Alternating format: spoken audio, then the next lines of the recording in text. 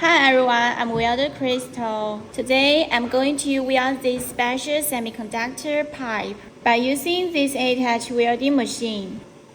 Its diameter is very small. It is often found on equipment in semiconductor, pharmaceutical, and other industrials. Before welding, I needed to fill the argon gas into the pipe to ensure that the inner wall will not be oxidized.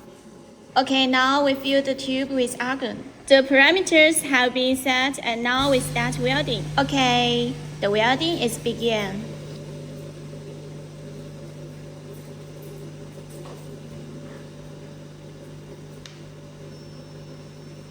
During the welding, I just need to wait a few seconds. It can complete the work by itself. I don't need to do anything. It can complete the work automatically.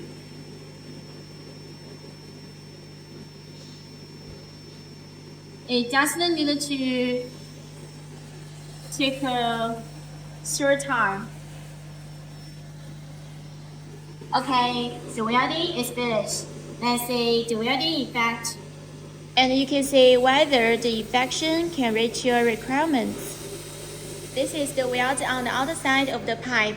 Next, we cut the pipe open, and you can see that the inside of the pipe also have a nice flat and even face skew weld.